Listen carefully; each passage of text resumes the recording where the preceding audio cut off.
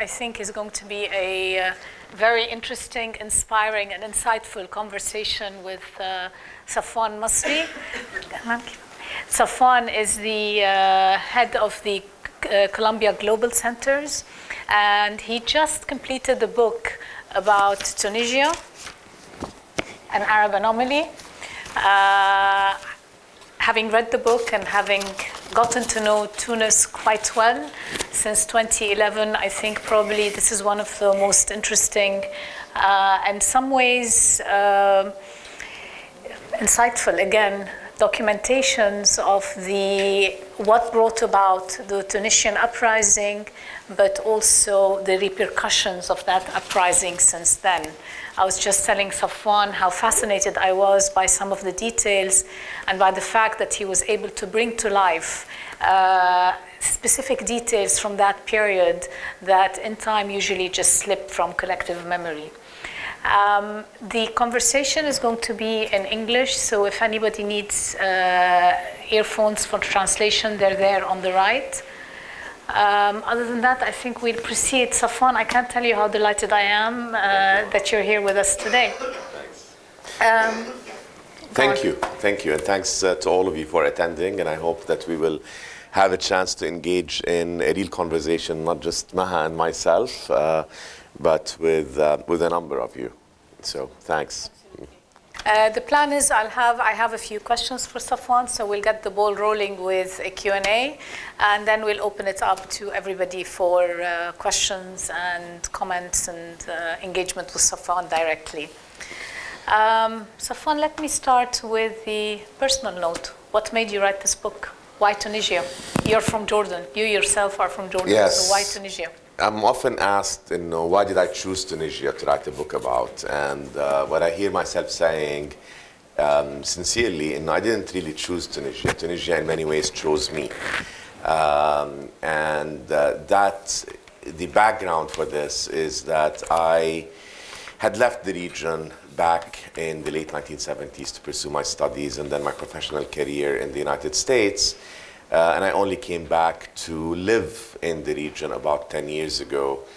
And I was very interested and fascinated and exposed through the work in education that I did in the region with the social dynamics and how those have changed in cities like Amman that I grew up in, Bas Kaman in Beirut, in Cairo, in other important cities of the region.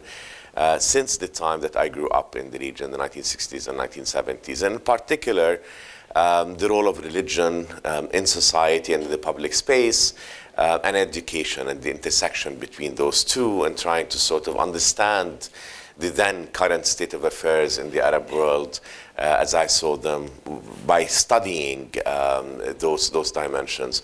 The Arab Spring happened, of course, and Tunisia took us by surprise, at least took me by surprise on a number of occasions. You had a successful, largely peaceful revolt. Ben Ali is ousted 7 years ago, this coming Sunday, January 14. But the revolution did not stop there, and it continued, and demands of the people led to Constituent Assembly elections, the formation of a Troika coalition of very disparate parties, including an Islamist party.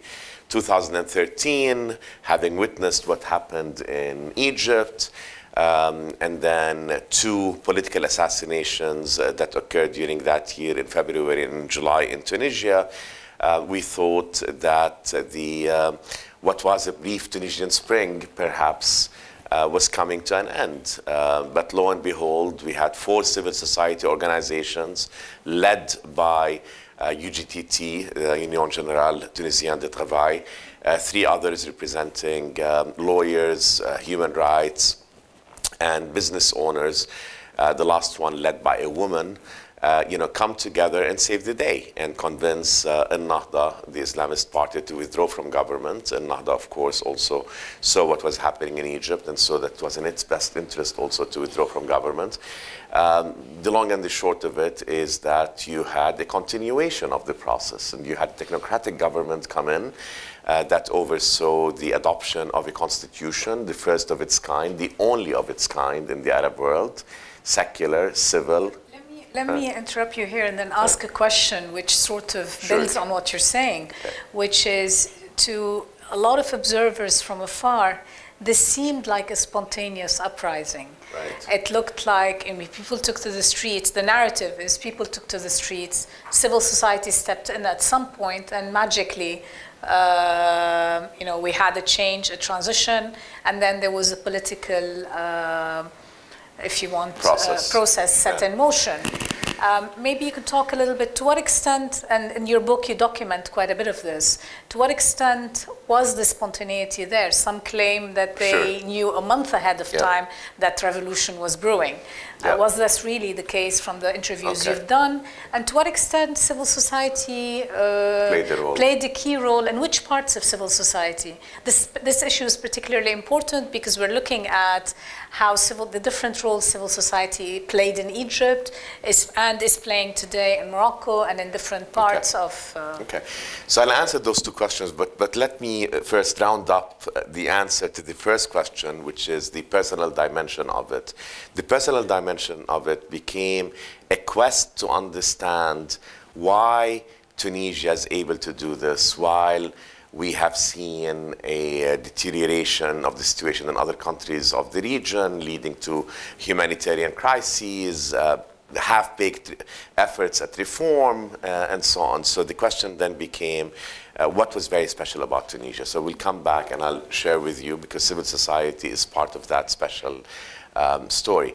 Was the revolution spontaneous? In some respects it was. In many respects it was not. So one can argue that the revolution really started in 2008, or it had its roots in 2008, and the Gafsa riots with the Gafsa mining company. Many of its employees had protested against unfair treatment, against low wages, against corruption. Corruption that was pervasive within the organization and within the leadership of UGTT, the civil society organization that was founded in 1946, which we'll come back to because I think that that's a very important part of the Tunisian story. But those protests were crushed brutally by the Ben Ali regime. But it did not go away. I mean, you know, the impact of that period of protest and the oppression by which it was crushed stayed in the minds and in the psyche of Tunisians. Between 2008 and 2010, you also had WikiLeaks, which exposed the corruption of Ben Ali and his entourage. When WikiLeaks was shut down, TunisLeaks was created. And during that period, the level of frustration, the level of anger became unprecedented. You know, to discover that 21% of private companies in Tunisia were owned by the Ben Ali regime and his family, that more than $11 billion had been siphoned off by Ben Ali and his cronies. I mean, people knew that he was corrupt, but they did not know the extent of that corruption until those leaks emerged. At the same time, you had an economy that had been to the outside world looking like it was healthy, you know, during the Ben Ali era in the 1990s, but in particular between 2000 and 2008, GDP growth had been very healthy, averaging around 5%. It peaked at 6%. The country seemed like it was on the right track. It was supported by donor organizations around the world and by Western powers. But in truth, the impact of that economic growth was not felt by the average Tunisian living in the interior of the country. And there was a lot of data manipulation around it as well. You know, we discovered after the revolution that the poverty rate was actually twice what it had been purported to be. Same thing with youth unemployment. So you had an economic situation that had not really been shared, if you will, with the population at large. 2008, with the global economic crisis, whatever health there was in the economy, at least on the coastal part of the country, started moving in the other direction. You had the Gafsa protests, and then you had the leaks. So 2010, when Mohamed Bouazizi set himself on fire on December 17, that immediately had a ripple effect that was in some respects spontaneous around the country, but that really unleashed sentiments that had already been brewing.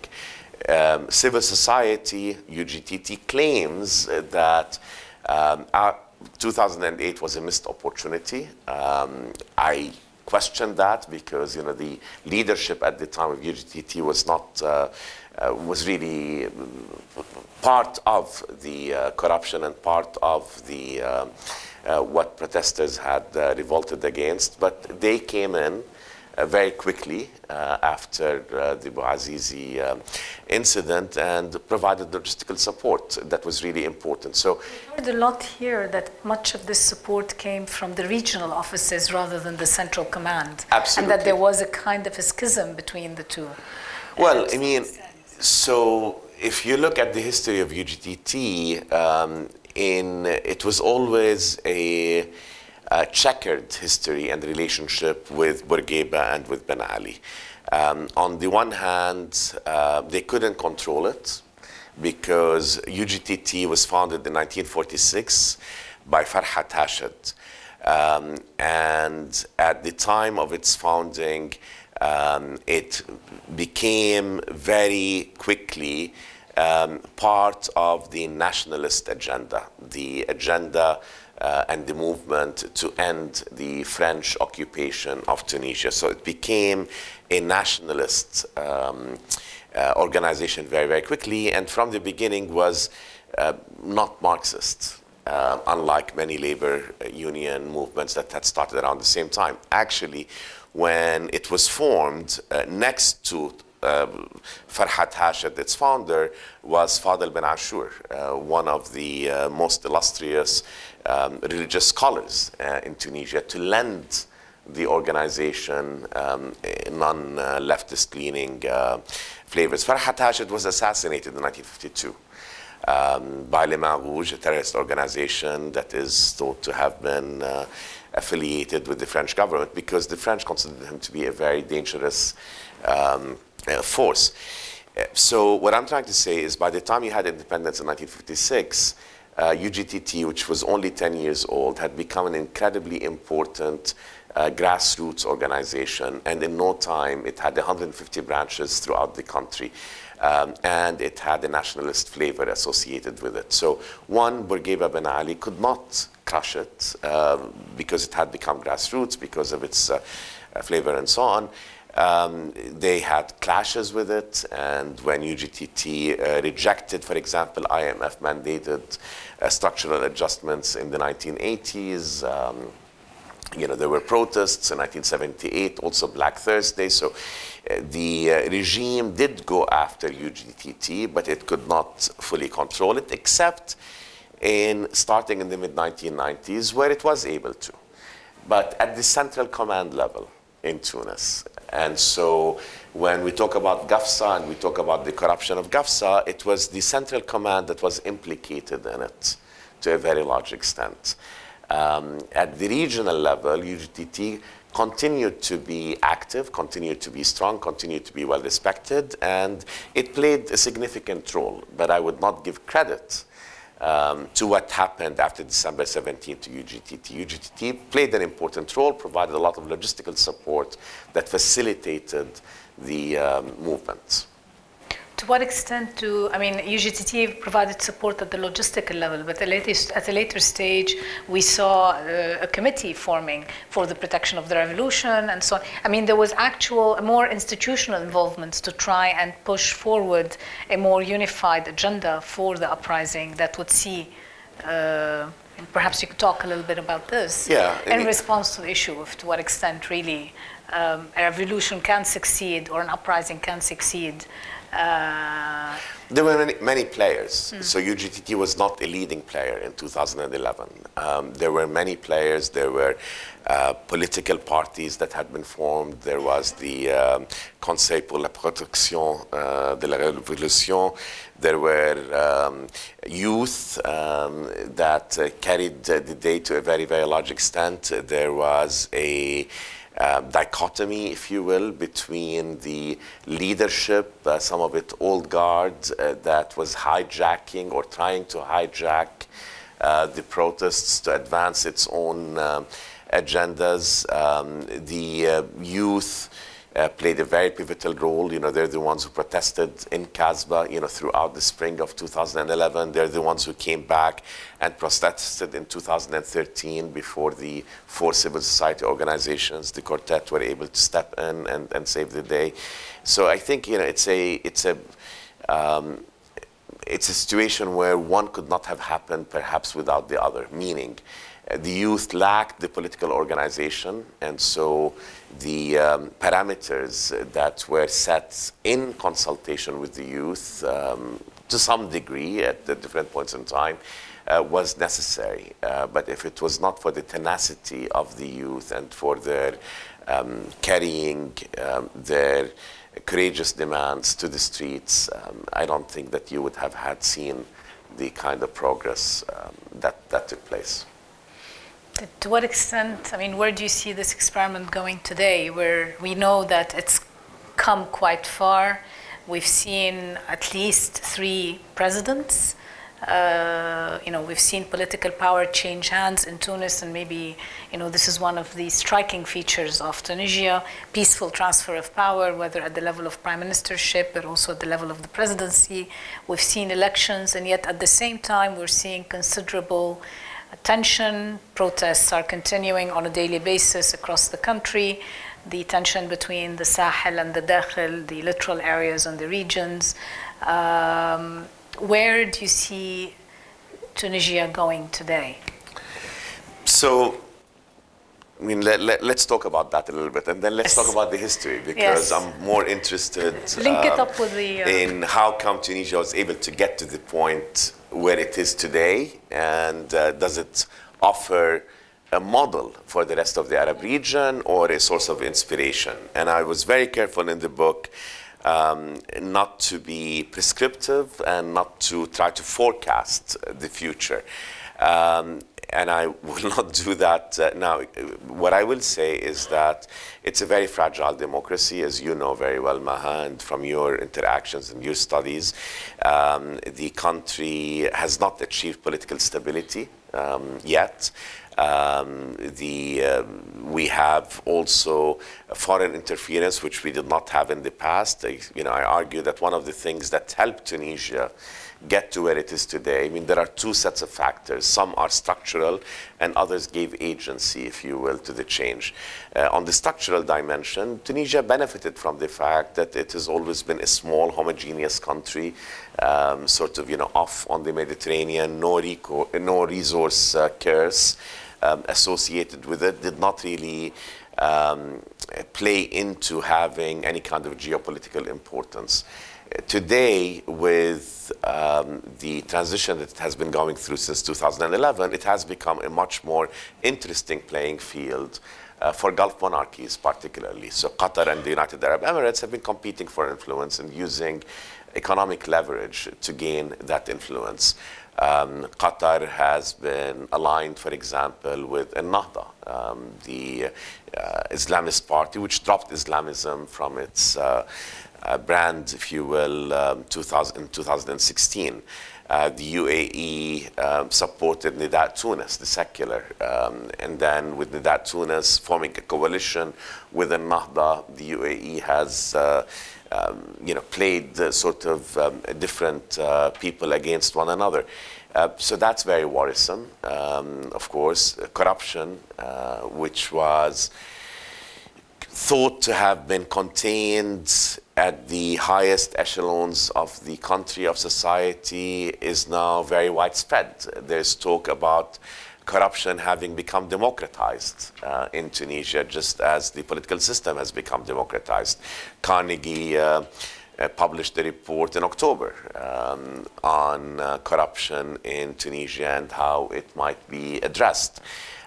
You've got the economic disparity. I mean, the economy is inching towards becoming better. Since the revolution, GDP growth has not exceeded 1% until this year, and I think we'll close the last quarter of the year with a GDP growth of 2.3%. There are structural adjustments that the IMF is demanding, including taxes, contributions by employees and by corporations,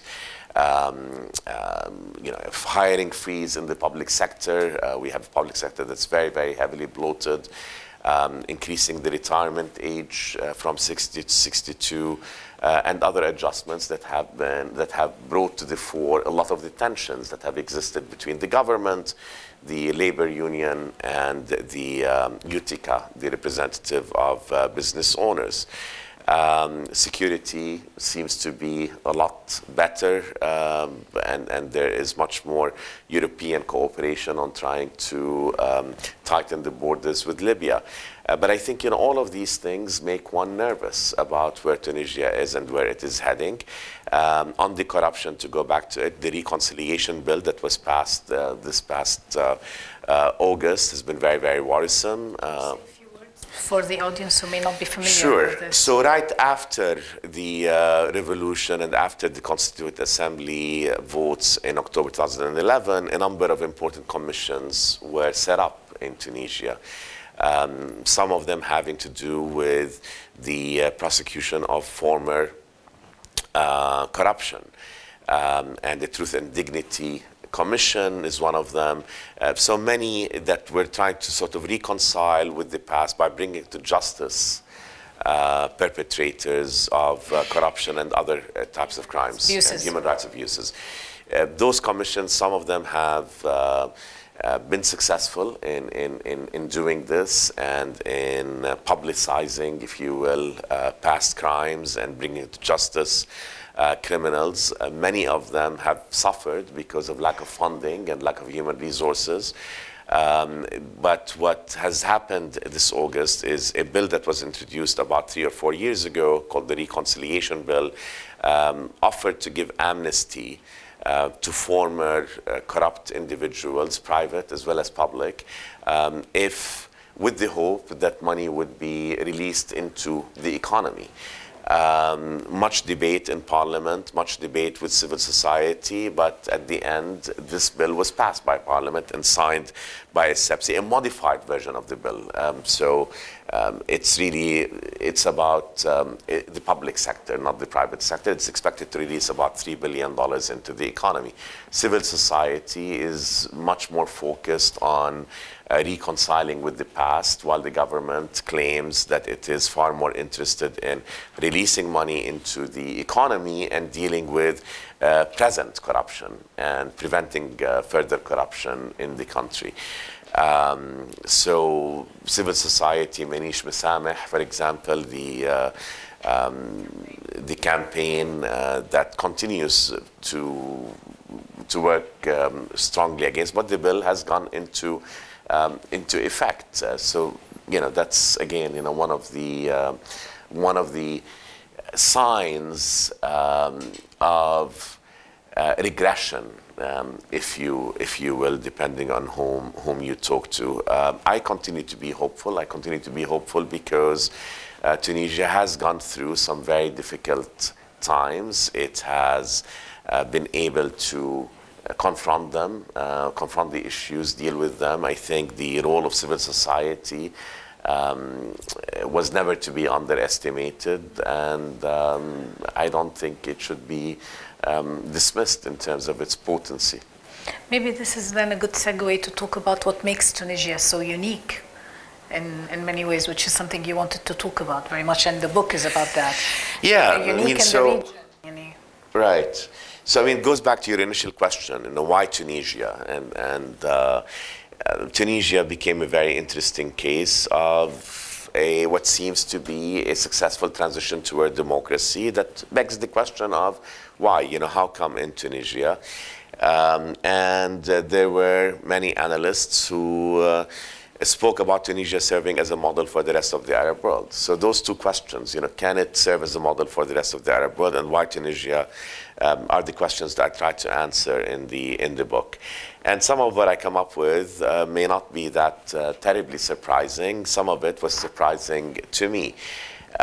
So I mentioned some structural factors: the homogeneity of the population, the geography, and also borders. The fact that Tunisia has had the same borders more or less for hundreds of years. The only other country that can claim that is Egypt, and to a lesser extent Morocco and Oman. So there has always been a very strong Tunisian identity that is not in conflict with itself. And I think that that's a big part of it. So unlike other nations of the region, many of which came into existence post-colonialism, post the Ottoman Empire, in Tunisia, you had an identity and you had a nation that had been in existence for quite a long time. So if we go back to, we don't have to go back that much in history, although the ancient history of Tunisia is quite interesting. The founding of Carthage, the arrival of the Phoenicians, the prominence of Carthage as a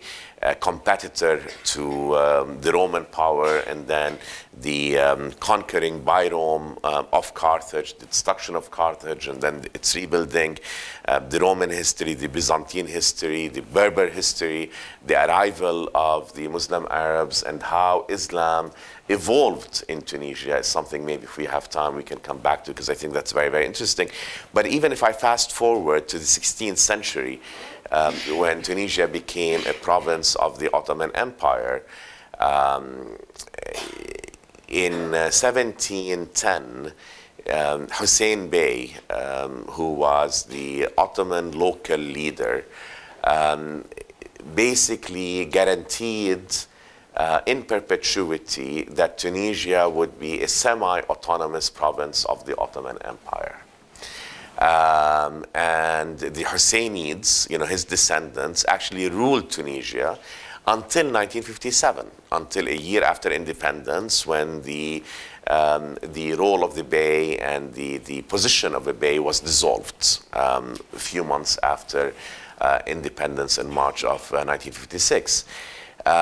During that period, Tunisia was it was defined, if you will. It was defined geographically, it was defined demographically, it was defined in many respects, and operated as a semi-autonomous province of the Ottoman Empire, as I said. The 19th century was very, very crucial to the development of modern Tunisia. In the 19th century, we had a number of political and intellectual leaders. On the political side, you had Ahmed Bey, followed by Mohammed Bey, followed by Sadiq Bey, those three Beys who came in succession between the late 1920s and the middle, 1820s to the middle 1880s, were reforming political leaders who ruled at a time that Tunisia was interacting with Europe very deeply and very widely and very quickly,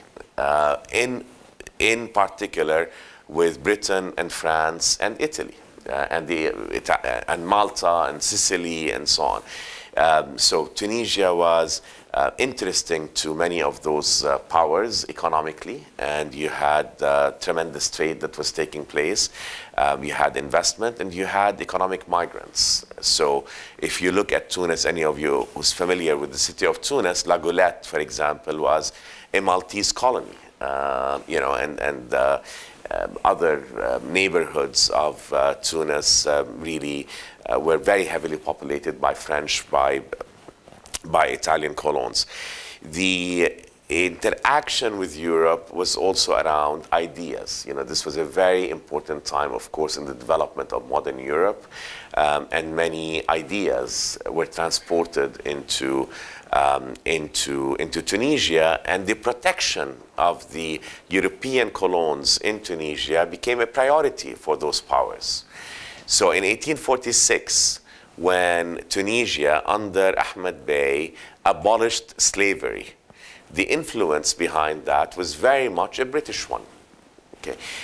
It was the British consul who had been interested in bringing the concept of abolitionism to Tunisia and had conversations with Ahmed Bey at the time, who was incredibly responsive. And in a series of 3 decrees that resulted in abolitionism in 1846, Tunisia predated France by 2 years in its abolitionism, and by 19 years the United States. So I'll digress a little bit because, as I said, some things were fascinating to me. One of the things that was most fascinating in doing my research was reading the correspondence between Amos Perry, who was the American consul in Tunis, in 1863, his correspondence with Sadok Bey, the ruler at that time. Amos Perry wrote on behalf of Abraham Lincoln, asking Ahmed Bey, why abolitionism? You know, what is the virtue in ending slavery? Hussein Basha, who was the secretary of Ahmed Bey, wrote the most compelling letter to Amos Perry in response, and that letter reflected an understanding of a Western way of thinking. For example, when Ahmed Bey in 1846 abolished slavery, he needed to get the sanction of the religious authorities in Tunisia. He argued from within Islam for abolitionism. He used the Quran to justify abolitionism and the conditions under which slavery would survive, and how those conditions are impossible to meet. Hussein Basha in 1863 writes Amos Perry not about the Islamic argument, but using an economic argument. And so when I speak about the book in the United States, I sometimes find myself saying, you know, Tunisia advised America on abolitionism, and I don't think that that is a stretch. It really did. In 1857, Mohammed Bey introduced something called the Security Covenant, Ahd al-Aman, okay, an incredibly important document that protected the rights of non-Muslim minorities living in Tunisia. What triggered Ahd al-Aman was a case of a Jewish tram driver, Betos Fez, who got into an accident and through an altercation with the police later on, was accused of blasphemy, and he was executed according to Sharia law. The Ahd al-Aman was then pushed for by the French and the British in order to impose mixed courts and give further rights to non-Muslim residents of Tunisia. In 1861, you had the first constitution of an Arab or Muslim country adopted in Tunisia. Who gets credit, you know, for that? I think leadership had a big role to play. Intellectual leadership working under those bays was very important. Khairuddin al-Tunisi, Mustafa Khaznadar, Ahmad ibn Abi Diyaf. These were all secretaries of the bays, at one time or another ministers, at one time or another prime ministers, who introduced and worked on many of these reforms. In 1875, Khairuddin al-Tunisi establishes Sadiki College. Sadiki College becomes the first secular institution, with the exception of the Madrasa al-Wataniya, which was established only a few years before that by Boutros Bustani in Lebanon. It was really the first secular institution in the entire Arab world, free, with free board and room for Tunisians who came from across the country. When Tunisia achieved independence, the majority of ministers in its first cabinet had been graduates of Sadiki College. Habib Bourguiba was a graduate of Sadiki College. Khairuddin al-Tunisi worked with other intellectual leaders to reform the teaching of Zaytuna Mosque. Zaytuna Mosque is 200 years older than Al-Azhar Mosque, played a very important role in the development also of Islamic scholarship, primarily in Tunisia, but it was somewhat exported. You had a Nahda going on in Cairo. You had much interaction between some of the great leaders of Nahda, like Muhammad Abdo and their counterparts in Tunisia. But unlike what happened in Egypt and elsewhere, in Tunisia, it continued. That reform movement continued. Tensions between the reformists and the traditionalists at Zaytuna was incredibly also important to study. And at the end, what you had emerging out of it after a few decades was really a reformed Zaytuna and reformism in terms of how religion was viewed and how it was taught and what role it had in society. But those reformers outside of Zaytuna did not wait for reforms to happen from within Zaytuna. They established parallel tracks to Zaytuna. Sadiqi College was only the first one. Then you had the Sadiqi College Alumni Association, you had the Jamia Al-Khalduniya, you had a number of investments in education during that period. And then I'll say one more thing, and please feel free to interrupt me because I'll just keep going otherwise. Continue on this. I can continue. But what was fascinating is those reforms of the 19th century, why they happened, how they happened, and how they gave birth to the nationalist movement once French occupation started in 1881. Les jeunes Tunisiens were all products of those reforms of the 19th century, and how those reformers who were also the nationalist leaders during the period of occupation did not, their relationship with the French was very interesting. They did not reject everything that was colonial. They insisted actually on adopting a French education system. You look at Habib Bourguiba and his education. He studied at Sadiqi College, then he continued at Lycée Carnot, which was a very French institution that was built by the French in Tunisia, and then he went on to the Sorbonne. So there was this delicate, if you will, fight for independence from the French, but not a total rejection of everything that was colonial. French or colonial. Well, I mean, for me, what I find absolutely fascinating in what you're saying, and this is perhaps a part of the story of the Arab uprisings that's often neglected, which is that we are the product of our individual histories as well. That one of the things that we need to look at when trying to understand what went right or what went wrong in different places is not just the here and now, but also the longer history, the longer durée of how individuals, institutions, and ideas developed in each context. And it sort of brings me to maybe the last, or one of the last questions I'd like to end with before we open it up to the audience, which is two of the most critical achievements of Tunis, both historically, but also that had a decisive impact and continue to have a decisive impact on, I think, the trajectory of Tunis, is the Constitution. You've talked a bit about the history, but the post-2011 Constitution, the 2013 Constitution, I think is one of the most significant moments in contemporary Arab history, not just in Tunisian history. It's a landmark constitution on many different fronts, not least of which is its recognition of equality between men and women, its insistence on the civic character of the state, even though it recognizes Islam as the religion. I mean, there's so many firsts in that particular constitution.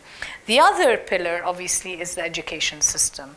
And despite all the challenges, and I mean, I don't think we are aware of these challenges that the system itself is facing today, particularly after the reforms of the last decade that precede the 2011 uprising. But the education system itself has obviously produced a certain cultural ethos in Tunis that is also very important, I think, to where Tunis is and where it could go. So all of these things are interrelated.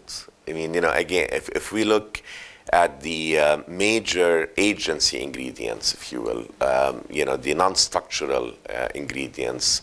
And by the way, there's another very important structural ingredient, if you will, and that is the size of the army. That's something that benefited Tunisia incredibly, the fact that you have a small apolitical army. You had the flip of what you had in Egypt. You have a very powerful, very large civil society organization and a very small army, and the reverse was true in Egypt. But to me, those ingredients are education, civil society, the religion and society, which gets into the constitution, and women. Let's not forget, the importance of that, which is also a constitutional issue of great importance. So let me take you back to the end of the 19th century as well, okay? Because I think it is all rooted there. So you had the introduction of secular education. You had reforms that were going on within Zaytuna. You had Islamic scholars who were concerned with the reform of the religion and the reform of the role of religion in society. And unlike their counterparts in Cairo, who were mostly concerned with reconciling Sharia and Islam with Western ideas and sciences, these Islamic scholars in Tunisia had interests that were far more expansive. Their interests were constitutional. Khairuddin al-Tunisi in his,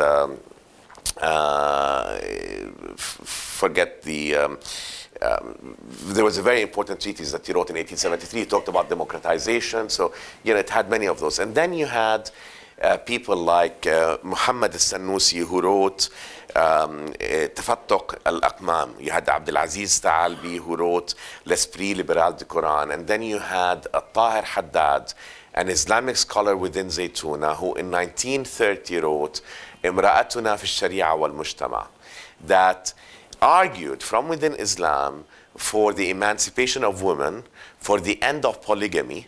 He even argued for abortion under certain circumstances. This was in 1930. This came out of Zaytuna. Okay? So come independence 1956, in Bourguiba you have a visionary leader, a nation builder, who then became a dictator, an oppressor of human rights. Let's not forget that. But he immediately places the emancipation of women and education as being intertwined and as his national priorities. 1956, the same year as independence, he basically takes Tahir al-Haddad's work and codifies it into law and ensures that the greatest religious scholars of the country have sanctioned his new law. Okay, Ja'it as well as Ben Ashur back it up. And he introduces the Code Statut Personnel, which at the time gave more rights to women in the Arab world than they enjoy today in any Arab country. Tunisia is the only Arab country where polygamy is outlawed. Women get the right to vote in 1957, the year after independence. In 1961, they have access to birth control. In 1965, a woman can have abortion if she has 4 or more kids. In 1973, abortion becomes fully legal, the same year as Roe versus Wade. Okay? So this was not only about giving women greater rights and giving more freedom, but sort of planning and building a nation where population growth was not going to get out of hand. In 1958, he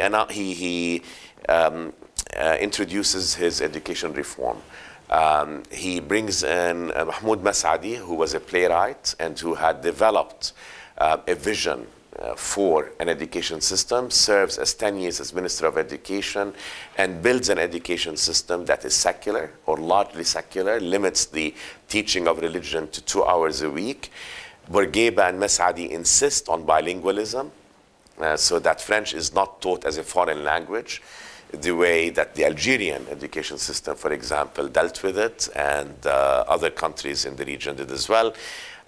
Insists on the teaching of the humanities and the liberal arts. From 1958 to today, 2018, every single graduate of school in Tunisia has had 2 years of philosophy training.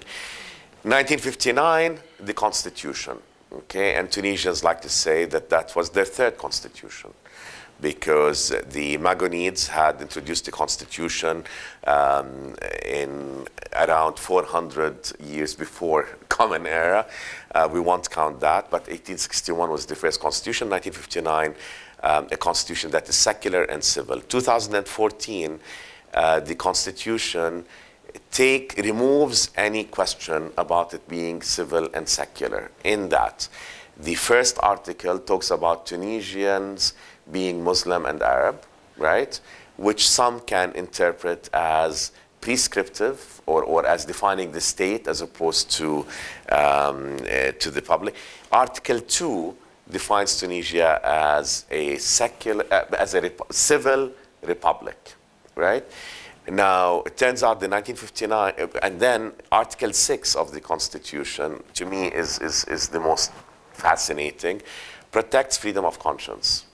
Protects freedom of conscience, which means it's the only. It's the only in the Arab region. I mean, so atheism is not illegal in Tunisia. Now, there are problems, and there is a lot to be done in terms of the implementation and the translation of the Constitution into laws. So, for example, Tunisia is one of the Arab countries that criminalizes homosexuality. Penal Code number 230 criminalizes homosexuality for up to 3 years in prison. That is simply unconstitutional, because you put that against Article 6, which protects freedom of conscience, and that's what civil society organizations have been arguing on the basis of, and that's what the former Minister of Justice, who have quit over a number of things, including this one, argued for. But to answer your question, I mean, the Constitution, what was introduced in the Personal Status Code of 1956 could never be reversed, and it was amended, giving women even more rights during Ben Ali, and certainly since the revolution. So to me, I mean, the Constitution really captures much of norms that had already been established in the country. Now, it also enshrines, the rights of citizens as citizens. So we can easily read many of the laws that have come out recently, more recently, for example, in terms of violence against women, as part and parcel of the spirit of the Constitution of enshrining these fundamental rights. Absolutely, and giving a woman the right to pass on her citizenship if she's married to a non-Tunisian. Now the commission that is looking into inheritance, which was one area that Bourguiba couldn't push through. Can I just on that, just one other thing on the education that was very, very important, is that Bourguiba literally pulled the rug from under the feet of the religious authorities on many, many fronts. One by through the Constitution and through the Personal Status Code, but also in that he closed down the madrasas that were part of Zaytuna, and in 1961 established the University of Tunis and integrated into it the Faculty of Theology from the Zaytuna Mosque or Zaytuna Mosque University, if you will. He pushed very, very hard. Inheritance was one thing that he was not able to. If I were to be critical about the advancement of women's rights in one respect, I would say that it has always been top-down. Yes. Was never really grassroots. So grassroots feminism was not given space. The space to grow. Yeah. But I would say, and maybe here this is an occasion to وجه التحية لميا جريبي. Before we open it up for Maya Jribi is a former parliamentarian, but also one of the first, if not the first, female head of a political party in Tunisia. ومناضلة لها تاريخها. So I think it's important also, to also remember that even though perhaps that space was not opened up at the grassroots level, there are women who were trying to do that at the local level, and whether through politics or through different. These openings are not going to happen only top down. There have to be openings from the. And today, some of the most phenomenal activists, you mentioned some of them, the blogger the Tunisian girl. Some of the most phenomenal activists on the ground who have really pushed hard. The first, one of the founders of Bawsala, a civil society organization that I think is a landmark in the region in terms of Amira Yahyawi, but also Uns, who followed her. young women are playing a remarkable role at the grassroots level also in pushing forward, whether it's as watchdogs to parliaments and parliamentary legislation, which is what Bawsala does, whether it's in political activism, whether it's on transitional justice. They're playing a very important role in very different places. The question is, how widespread can this become? Can this go beyond the urban centers and move into the more literal and more regional areas where we're seeing more angst around the socioeconomic challenges that people are seriously facing. Unemployment is increasing, particularly amongst the educated youth, and so on and so forth. So this sort of brings me back a little bit to the last final question before I do open it up, which is, despite the fantastic achievements of Tunis on so many different fronts, one question, and you deal with this a bit in the book, that constantly comes back in the public arena, which is, why is it that with such a history of civic activism, engagement, secular approach, so on and so forth, we're seeing the largest percentage number of individuals, some estimates say 6,000, go to Daesh or go towards extreme ideologies, radical ideologies. Yeah. I know you quote Olivier Roy and say this is not about Islam, it's about the Islamization of radicalism, and I do agree with you there and with Olivier on this. But why Tunis? Why is this happening in Tunis? Yeah, so on Roy, just to be clear, I mean, you know, his... By the way, Hazem is here, I saw Hazem he may have some... And he and I were talking about that just yesterday. He may have some interesting... Yes. Hazem Al-Amin in the background. He's written a book about the Tunisian Daeshiyin. السلفي اليتيم. السلفي اليتيم is an incredibly important work, and as Amal Ghandour, who's here, whom I'd like to also recognize. Because she was incredibly helpful to me in conceiving of and writing the book. She describes Salafi al-Yatim as a seminal work, and I fully agree. It's an incredibly important book for understanding the phenomenon. And so if you haven't read it, you should really get your hands on it and read it. But just to clarify, Olivier Roy, I mean, and I say that in the book, I mean, he explains sort of radicalization in Europe, not in a Tunisian context, but fair enough. So I have my explanations for the large number of Daesh fighters who come from Tunisia, and I'll offer those. But let me first say that, you know, I spent most of my career as vice dean of the business school at Columbia, and one of the things that always preoccupies people in those positions are rankings, okay? Who's number one, who's number three, who's Business Week saying this? And the media and society loves these things. Exactly. So Tunisia may have exported 6,000 and the next country may have exported 5,999, but that doesn't matter. You remember Tunisia because it's 6,000, it makes the headline. The numbers are very small. We're talking about thousands, differences of hundreds, okay? They're very small also in absolute terms, they're very small in relative terms, relative to populations, okay? But be that as it may, let's take that statistical aberration, if you will. One, before 2011, under Ben Ali, you had tens of thousands of Islamists, not necessarily militant Islamists, but Islamists who were in prison or in exile. Okay, many of those who had not been militant became radicalized, serving time in prison. Which, to digress for just a second, secularization or the secular nature of Tunisia was very different under Bourguiba than it was under Ben Ali.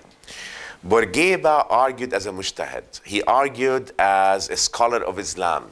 He knew the Quran and the Hadith inside out, and he had the brilliance and the charisma to make such arguments and win those arguments. Okay, so he was not ever seen as attacking Islam. Okay, he was, for example, I talk in the book about Ataturk and the difference between them, how Bourguiba created space for religion. Okay, he did not want to obliterate it. He wanted to control it, but not to obliterate it. So when he gets on television as he did, and drinks a glass of orange juice during Ramadan to make a point about the importance of not being tired for an entire month of the year when you're trying to fight poverty, he makes that argument not as an anti-religionist, okay? And he quotes the Prophet when he insisted that his armies actually break the fast in order to continue their march in this battle or that battle. Ben Ali comes in, he lacks the intelligence, he lacks the charisma, and he lacks the credentials that Bourguiba has.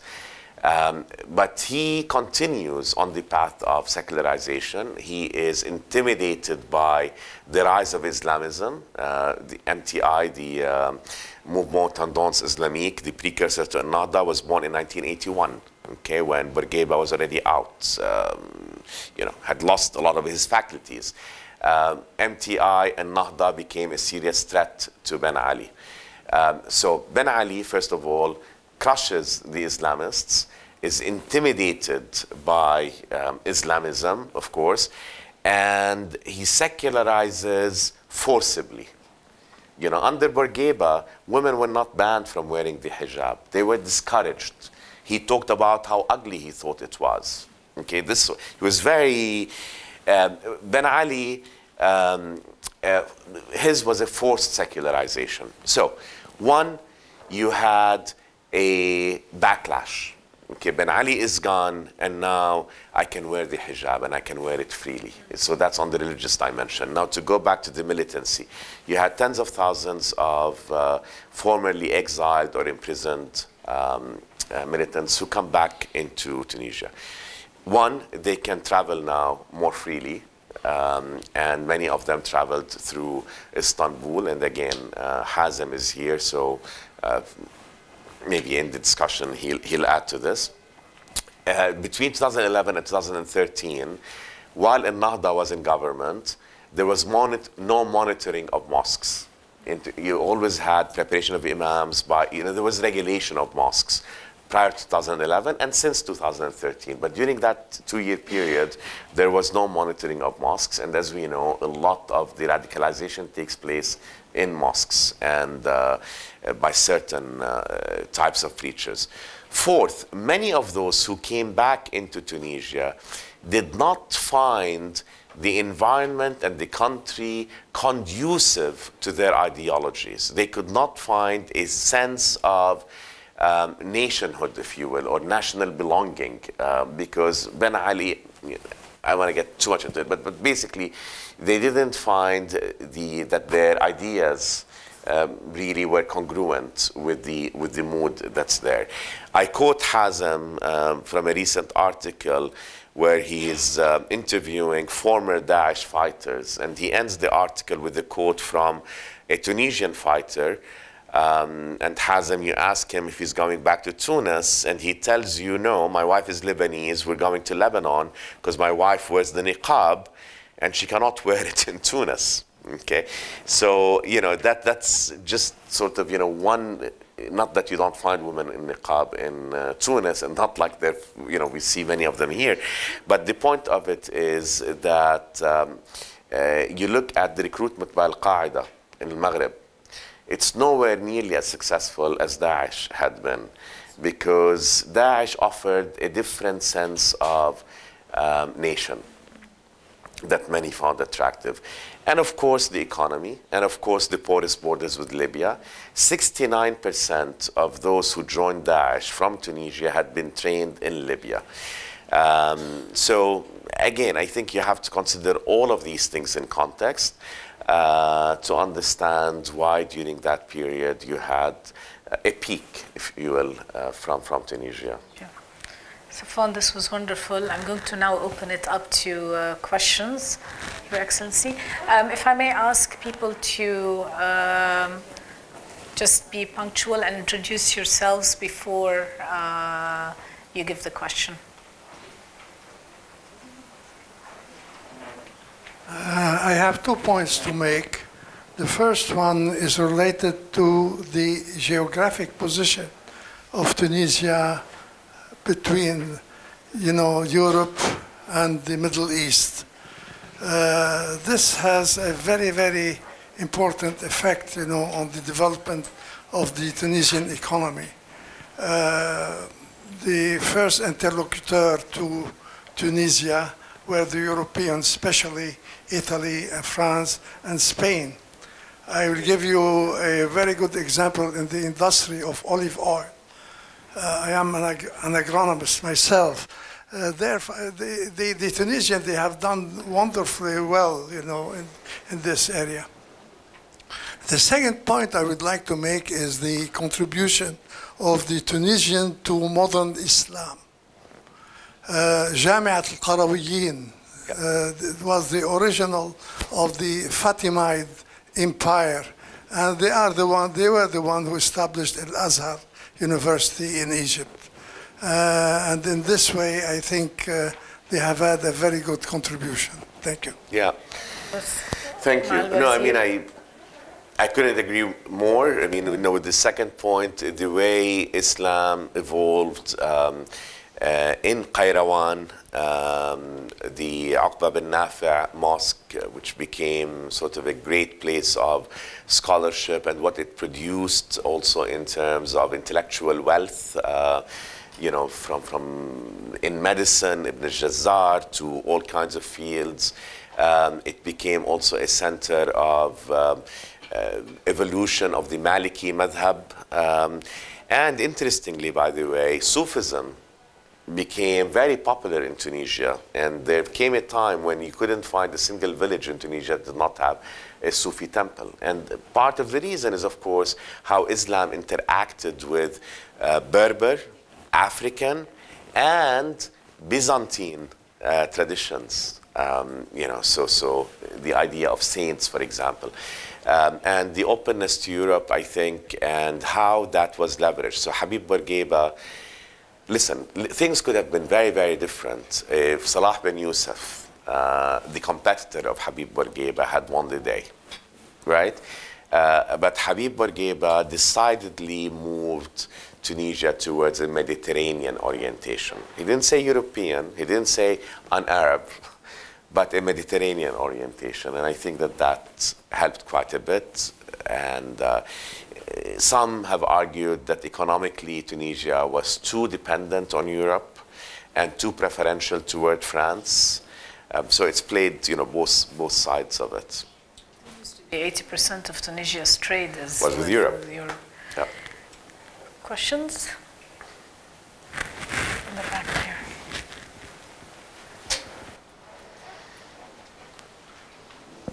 Hi, I'd like to ask a question about the armed forces of Tunisia. Would you like to introduce yourself, please? Hi, my name is Banas Gerjounas. I'm a journalist. And I'd like to ask you about the importance the military played immediately after the revolution. And perhaps you could comment on some of the limited campaigns they had in the, I believe, in the border of Algeria, but I'm not quite sure, so I'd like to ask you. Okay, so I think I can answer the first one better than the second one, but maybe I'll divert to you on the second one, Ma. So the armed forces, I mean, this had a long history, right? I mean, Tunisia, under the latter years of Ahmed Bey and the early years of Mohammed Bey in the middle of the 19th century, got entangled in the Crimean War, right? And Tunisian soldiers were very ill-equipped. Before that, in 1845, they had established the Bardo Military Academy.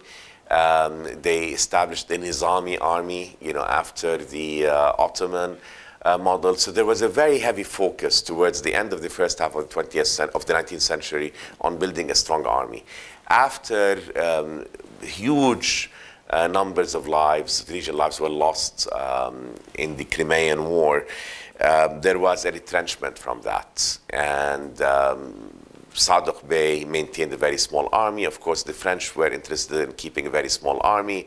Habib Bourguiba comes into power distrustful of countries further east, distrustful of their spending on building up their military. He keeps the army small and apolitical. Also towards the, after the Bizerte crisis of 1961, there were attempts at his life. He became, those he was very distrustful of where the sources of those attempts had been, because some army generals had been implicated in them. He was famous for saying always that he spent on education more than his counterparts spent on their military. So in 1972, the spending on education reached a peak of 34.5% of the state budget. Okay. Around the same time, like in 1974, Egyptian spending on the military, I think, was something like 54% of GDP. So the army continued to be small, apolitical. Under Ben Ali came from the security forces. He was a policeman. Okay. He trusted the police. So he built up a huge security force. He was a Minister of Interior in the early 1980s. So the Ministry of the Interior became incredibly strong, I think in many respects corrupt. It's the one area of the government that has resisted reform after the revolution, and offers sort of one of the stress points, if you will, on the democracy and its fragility. The army sided with the protesters. I mean, it did not. It protected the protesters. There are some conflicting stories about whether General Ammar at the time had issued a directive not to shoot on protesters, or I talk about that actually in the book. I dedicate a couple of pages to it. But the bottom line is that the army really protected the protesters and played a very positive role. And the day of Ben Ali's ouster on January 14, 2011, General Ammar had told this is supported by, he told Ben Ali, we will not protect you, you have to leave. The thing on Algeria, I'm not exactly sure which incident you're referring to. Sorry, I have quite limited information on this. It's just basically immediately after 2011, there seems to have been some limited campaigns against a small number of Islamists in the regional peripheries of Tunisia. Not aware of that. Yeah. There were attacks on the Tunisian army along the Shembi mountains. Yes. But there weren't. It wasn't the army taking out, carrying out operations against Tunisian Islamists. That wasn't the case. But there were attacks against the army and the Shembi mountains, particularly along the Algerian border. Which Hizb al-Tahrir and Ansar al-Sharia became accused of. Afterwards. Yeah. Next question. We'll come back to you, Amr. Right here, please. Great talk, thank you. 2 questions. First, all right, my name is Tariq Andour. So first question is, do you feel that what propelled the revolution in Tunisia, was it the poverty in the interior or the education up north? So that's question number 1. Number 2, if you were to use the word, the export of the revolution to Egypt, was it kind of, in a way, torpedoed by the Gulf monarchies, kind of concerned, oops, democracy is kind of scary? Thanks very much. Thank you, Tariq. So there's no question that the revolution was propelled by poverty. It was propelled by a sense of lack of dignity. Dignity, karama, became a huge motto that was carried on the streets by the protesters. The self-immolation of Bouazizi, the insult that he had suffered at the hands of the police and then at the hands of the mayor's office, who refused to do anything for him, resonated with Tunisians. Tunisians, especially on the interior, had felt defeated, had felt cheated, had felt trapped by the regime of Ben Ali, and poor. I mean, so that's what drove it. There's no question about it. It's the combination of economic conditions and the corruption and the oppression that were taking place. Now, what I argue is that what has enabled, perhaps, the largely peaceful transition, the culture of debate, consensus building, the ability of 4 civil society organizations to come together, save the day, get Ennahda to withdraw, get a technocratic government to come in, and then they win the Nobel Peace Prize. The Constitution, if you look at between 2011 and 2014, which I did, the public debates around the Constitution, the give and take, the compromises that were taking place, what I argue is that that ability, okay, comes from that history of reform, that you have a well-educated populace.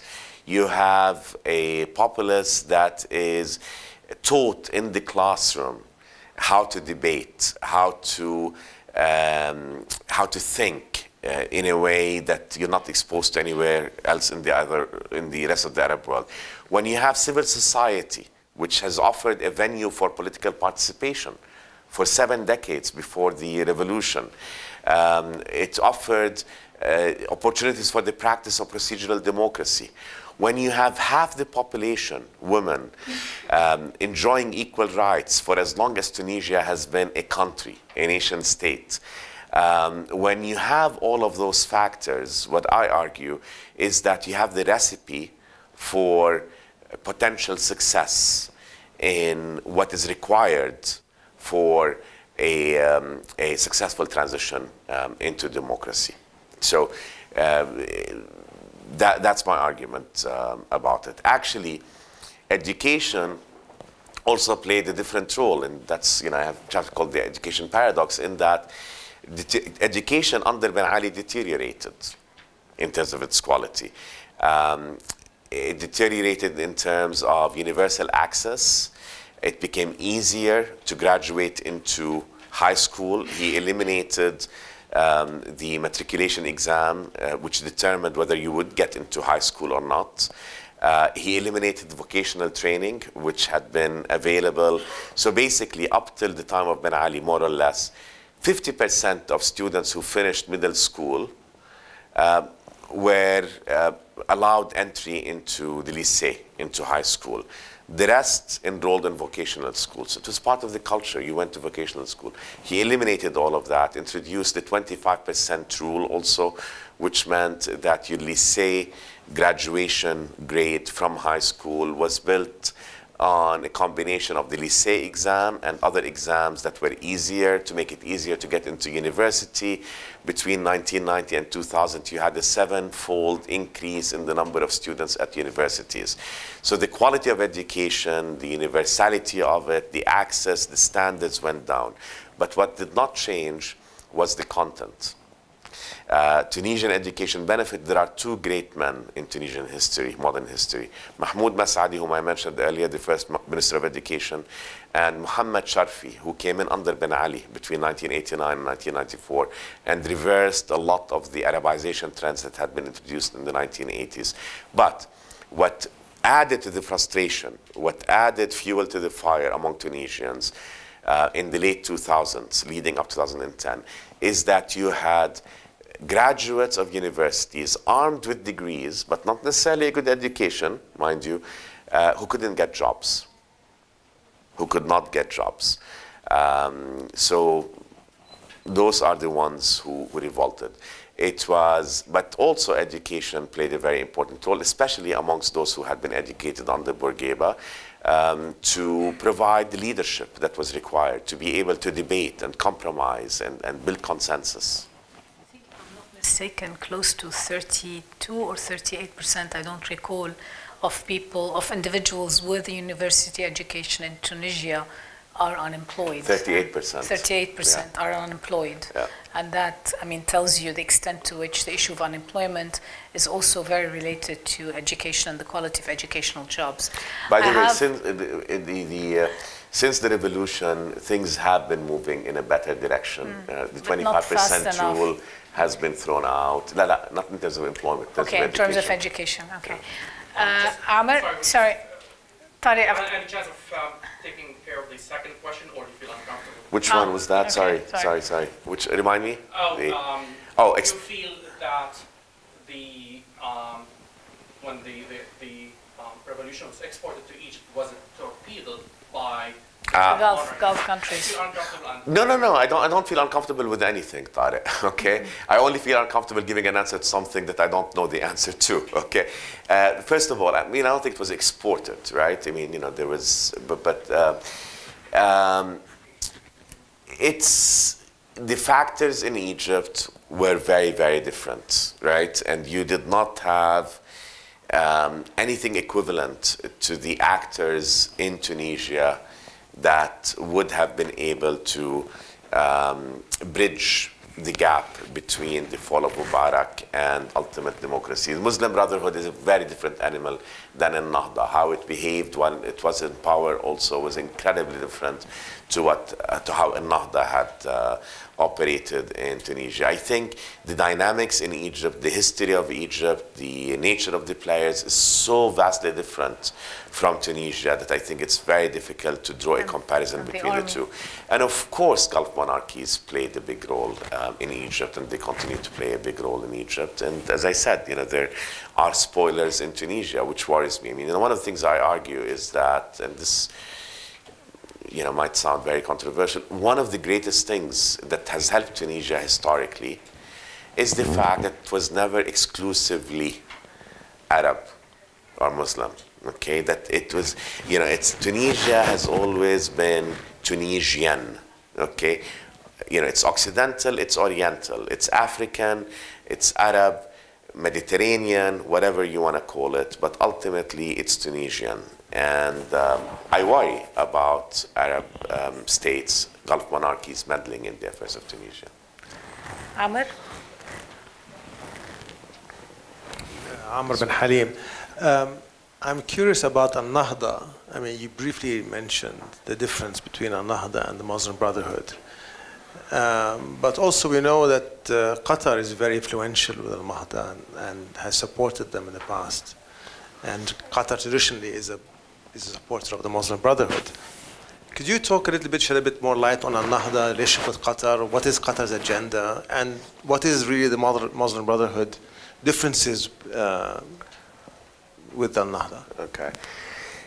So, I mean, first of all, when you talk to Rashid Ghannouchi, who is an incredibly sharp politician, I happen to like him, and I've spent many hours with him, and there are many who suspect his intentions, who are suspicious of him, but there are many who say, whether he means it or not, he's done what needed to be done, okay?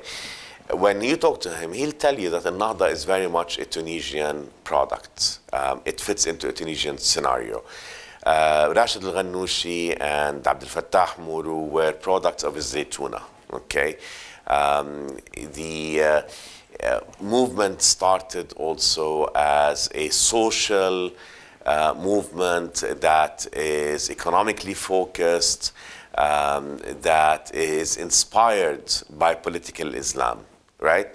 The exile that Ghannouchi spent 22 years in the United Kingdom exposed him to Western ideas in a way that he claims really shaped his thinking and the thinking of other leaders within Ennahda. When Ennahda was legally recognized in 2011 and ran for elections and so on and so forth, it learned a lot of lessons along the way. So he would tell you that it was democratized over the years. It gave up a lot of ideas that it had when it found that they were not practical, that Tunisians were not going to accept them. Actually, I remember a conversation with one of your former colleagues, George Fahmy, in which we talked about how during the debate about the constitution, Majlis al-Shura of Ennahda wanted to push forth with the constitution, introducing Sharia into the constitution. They voted overwhelmingly in favor of pushing for that. Ghannouchi knew that that was not going to be upheld, and he told them, he convinced his Majlis, he said, if we push for it and we don't get it, then the door is forever closed on us introducing Sharia into the constitution. So they re-voted, and the vote was no. 2 years later, you ask him about it, and he'll say he doesn't think it will ever go in. And of course, last year they dropped Islamism from there.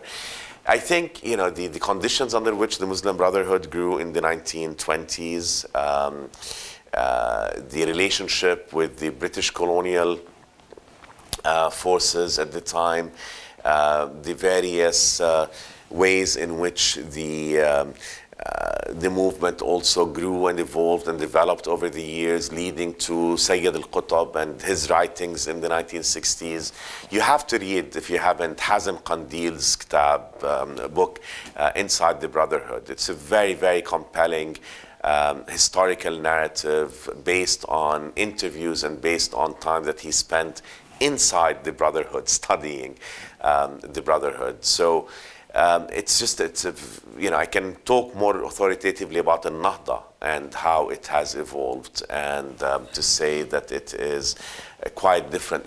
Muslim Brotherhood had a holy agenda, if you will. Okay, and Nahda did not have that kind of illusion about itself. I think it's proven to be an incredibly practical political movement. So Qatar's, it's competition for hegemonic influence in the region, competition with the United Arab Emirates and Saudi Arabia. I personally see that as the major motivation behind Qatar interfering in the affairs as it has, whether it is Syria or Libya or Tunisia. Qatar has supported the Nahda, which put the UAE at huge odds with the Nahda.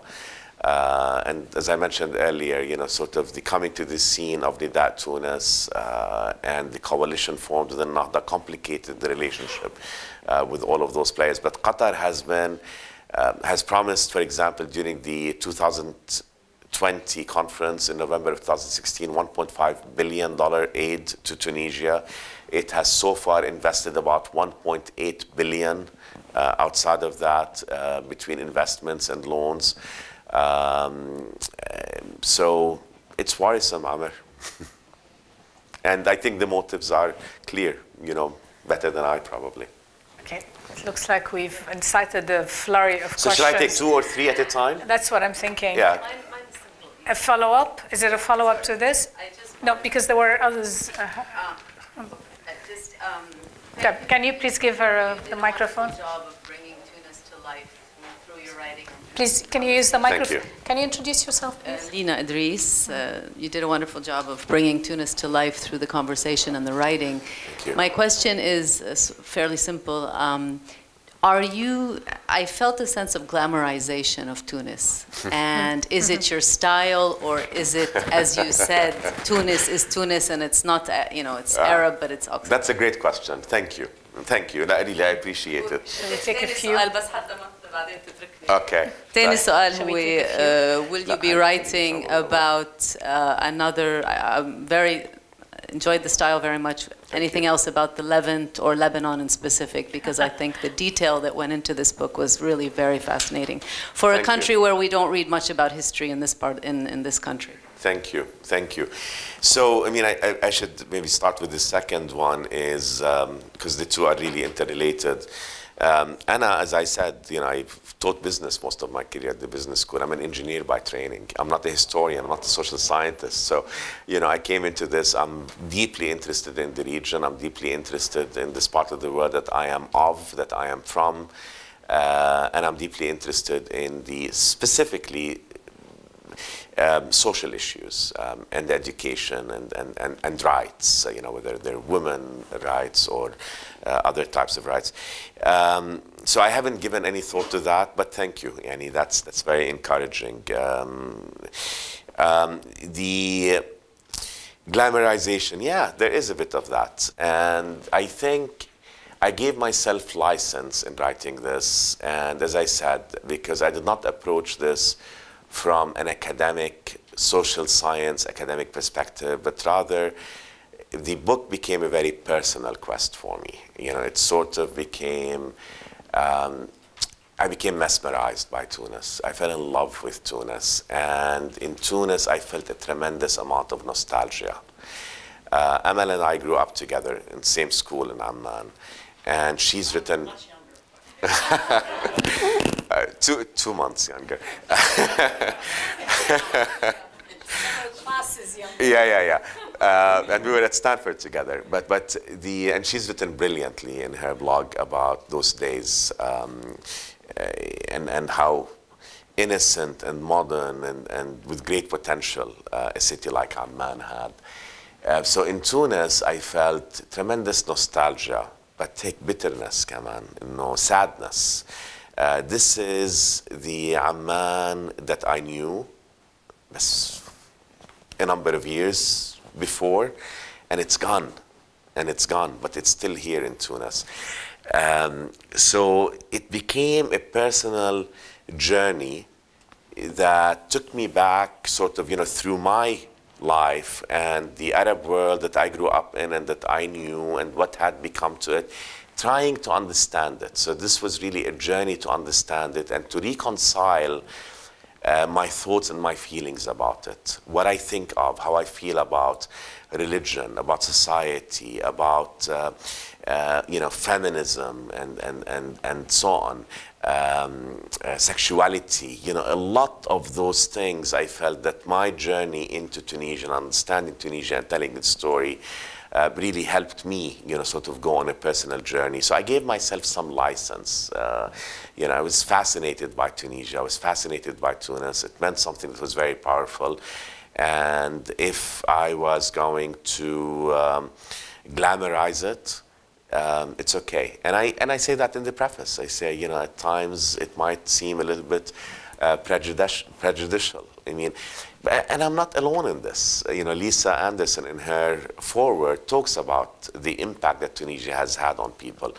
My former colleague and friend Edward Said, and I quote him, as having told Christopher Hitchens when he asked him if he should go to Tunisia to do a report on the Jerba synagogue incident, and he told him, you should go. It's the gentlest country in Africa. Even the Islamists are gentle in Tunisia. The use of the word gentle and gentlest, the evocation of that kind of sentiment toward it. Yes, in a way, it's a love letter. I think what I'm going to suggest, because there are quite a few questions, we'll take a few questions at the time. It's sure. the lady in pink and هو then هون هذا حنوصل زمان. وصلوا زمان أو من تبعي. طيب تفضل. أول شيء. لا لحظة. أول شيء بعدين the lady أمل and then. محمد فادي سعيد، المركز العربي الأفريقي للدراسات في تونس، بس تحت الإنشاء. شكرا. عايشك. أنا لبناني مش. أستاذ فينا نحكي عربي عليه؟ My English is poor. I'm sorry. I apologize. الكتاب كيف تم استقباله في العالم الغربي؟ أنا جاوبت على كل الأسئلة اللي كانت بخصوص تونس بصراحة. فالكتاب أول شيء نقطة بس كيف تم استقباله في العالم الغربي، وإجمالا الميديا مثلا بتوصلنا نحن اللي ما بيحبونا، اللي ما كذا، بيوصلوا لنا كيف نظرتنا عنا بالغرب. وما بيوصلنا شيء ثاني. بعرف إنه في عقول متفتحة، في عقول كذا، وعم توصلنا حتى مساعدات وهيك، ما جايتنا من كيف النظرة الأشمل لنا كهذا، وكتابك كيف استقبل، يعني how it was received. The question is, how was the book received in Western countries? Yes, and your your experience about writing this there. Sure. Thank you very much.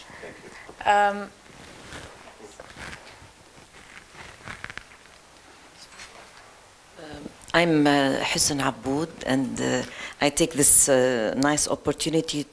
I came to attend because we worked on Bahithat Book 16, I and 3 colleagues on لاعبون في الثورات العربية تعبيرات وأشكال مبتكرة 2014, and we came with a nice conclusion that Tunisia is the example of the positive revolution, and we documented the contribution of women in the Tunisian revolution.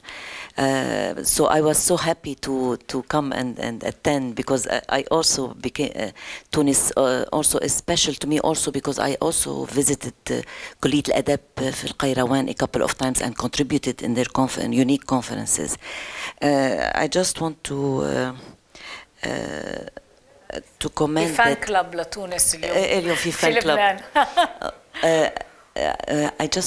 I felt that the slogan الشعب يريد, which is Abu Qasim al-Shabi's originally poetry in his ode أراد الحياة. Yes, and it is in the Tunisian anthem, بالنشيد الوطني التونسي. No, I mean, I just asked one time Adonis in a conference like this, and I said, do you see any poeticness having this شطر من البيت of Abu Qasim al-Shabi's ode being transferred so quickly over the Arab countries? And I don't want to say what Adonis asked me, but I should say it probably. He didn't believe in the revolution of people. I should say this. That we heard. Amal, and then the lady in front. Sorry. Thank you.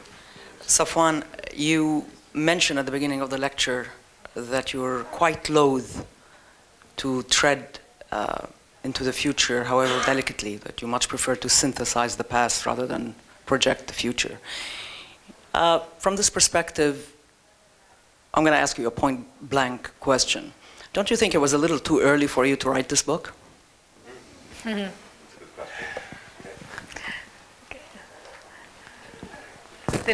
Yasmi, the lady there, please. Oh, sorry. Hi, my name is Asma. Well, my comment is going to sound a little bit negative.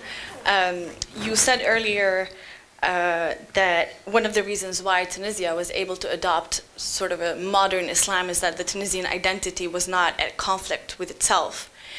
Wouldn't you think that after the revolution, the revolution sort of helped reveal a deeper identity crisis that was hidden under the rug this whole time? Because I remember during the elections, right after the revolution, the question of are you with the Nahda or Takatul, the leading party then, broke families. It did break mine. And also it, I mean, could have manifested itself in the quarrels during all the discussions about writing the constitution. Don't you, what do you think of that? Sure, that's all our great questions. Shall I address these for now and then we'll take another round? I think we can call it rounds. Or if there is any, maybe we can take it now. No? I think yeah. Okay, okay. So the question about, yeah, there is? There's one more question. Sure. Hala. Okay, Hala. Maybe a very naive one, because the title Arab Anomaly puts Tunisia aside from the rest of the Arab world, whereas the rest of the Arab world is desperately looking for a model to follow. So it seems that your title does not just put you explained very well why Tunisia is unique, but then why doesn't it inspire anybody else in the Arab world? And why do we get inspired by Dubai, for example, that is completely the opposite of the values that Tunisia carries in its constitution? Great question to actually conclude with. So I'll keep the order of the questions, and then maybe to bring us back to the comment you made about Lebanon earlier. I think, the book has been reasonably well received in the West. I mean, I don't know how we measure how well it is received. So there are a few measures. One of them is to me, the most important measure is in conversations like this, in discussions like this. And what I have found is that there is a thirst to understand. I think that the West, the United States, the world has been so preoccupied with other things, including domestic issues. The Arab Spring is something of the past. Tunisia is a small country. What I have found fascinating is that people who knew very little about this were sort of, very, very glad to start to understand it. I have been also surprised by how well-educated people, academics, would say, wow, you know, it's really good that you've painted or reminded us or told us that the Arab world is not a monolith. You know, there are differences. So on the one hand, I think, you know, there is a little bit of naivete and lack of real deep understanding and knowledge. And yesterday I was talking with a couple of colleagues who are here about coverage in the West about what happens in this region. It's been really lacking because it's very, very difficult for a Westerner to be able to, I guess, let me turn it around and say, one of the most gratifying things that I have found in talking about the book and in how it has been received is that people have responded very positively to the fact that I, an Arab, but also an American, have written this book. So sort of, you know, they very, the personal and the interpretation, the translation piece of it, I think, has been very well received. I think in the West, in the United States, in places like France and the UK, there's tremendous respect for Tunisia. There is tremendous hope for Tunisia, but it doesn't really factor that high on a priority agenda list. I mean, I remember what the Ambassador Jacob Wales in Tunis, when he was still there, was telling me during the Obama administration, that Obama personally and the State Department were really interested in supporting the Tunisian transition. This was early in it. But then they never got around to it because they had been detracted by the other big problems in the region. So I'm not sure if that answers your question, if that's what you're looking for, but that's, yeah. Was it too early for me to write this book? No, absolutely not.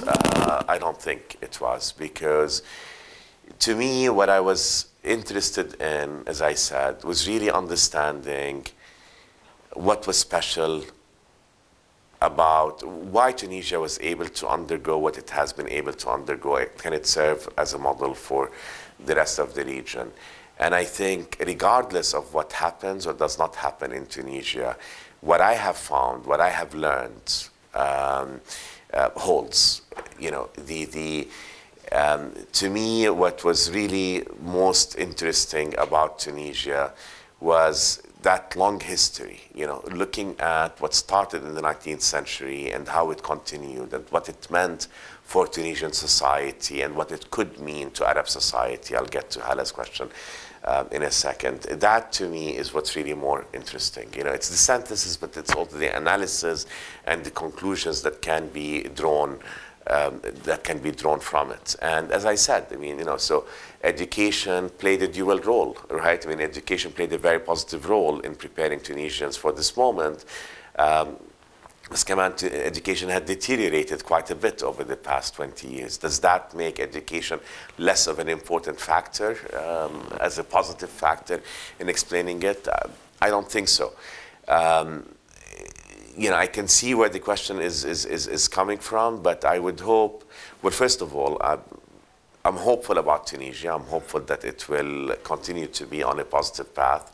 But even if it doesn't, which I very much hope is not the case, to me, it is still an anomaly. And the path that it has been on has been quite different, you know, from the rest of the region. Your question about identity, yes, absolutely. I think after the revolution, a lot of identity conflicts have come to the surface. There are, you know, there always has been, for example, a conflict and tension between the interior and the coastal identity. If you look at people who live closer to the Algerian or Libyan border, their identity is far more Arab and Muslim than those who live in Bizerte or in Tunis. So I think, you know, those tensions will always be there. I'm not under, you know, I don't want to diminish those. But there is also if I take sort of, most Tunisians I've come into contact with, there is a recognition of the multiple factors that make up their identity. There is no tension between one part of their history and another part of their history. There is an amalgamation of the civilizational influences that they have had that make them who they are. Of course, in any society, you're going to have identity conflicts between the elite and the non-elite. The French-speaking elite of Beirut and the not. That's always going to be the case. But we also look at these things not only in absolute terms. We look at them in relative terms. So, for example, a Jordanian identity is something that's really, really, really difficult to pinpoint. It's a very modern identity. It's less than a century old, and it's not a strong identity. It's not a strong identity because of the refugee populations, because of the Palestinian and the East Jordanian and the this and the that. And so relative to that, I feel that there's a very strong sense of an identity, a Tunisian identity. I argue that Tunisia was a nation in the 19th century waiting to become a state. So at that macro level, I think that it is a strong identity. Hala, it is an anomaly. It is an anomaly. It is different. I do say in the book in a number of places that there is an exception when I compare, and that exception is Lebanon. There are similarities with Lebanon. In some places I say that it's the only country with the exception of Lebanon in the Arab world. But otherwise, and if you take Lebanon out of the equation, what I argue are, one, there are structural ingredients that cannot be replicated. Okay? Geography, borders, a sense of identity, location, no resources. Those are luck factors. It has them. I'm not arguing that you need to have them in order to have a successful transition to democracy. My strongest argument is that the ingredients that have given agency, the ingredients that really matter, have been generations in the making. Are there lessons to be learned? Is there inspiration that could be had? 100%. Yes. Okay. But that it would take a very long time. It is not going to be possible to transform into a democracy any of the Arab countries where you haven't had any civil society to speak of. You haven't had any semblance of women's rights the way that you do in places like Tunisia and Lebanon, or an education system, and where religion's role is very, very hegemonic in society. So it doesn't mean that lessons cannot be learned. It does not mean that those lessons shouldn't be learned, that there should be inspiration. But my hope is that if there's a message here, is that we need to invest in all of these things. I'll end with also, when I talk about democracy, I don't mean only electoral democracy, democracy of thought, democracy in terms of human rights, democracy in terms of freedoms. Those are the things that we should be working towards. With this, please join me in thanking Safwan for a very, very interesting and enlightening. Thank you, Madam. Thank you.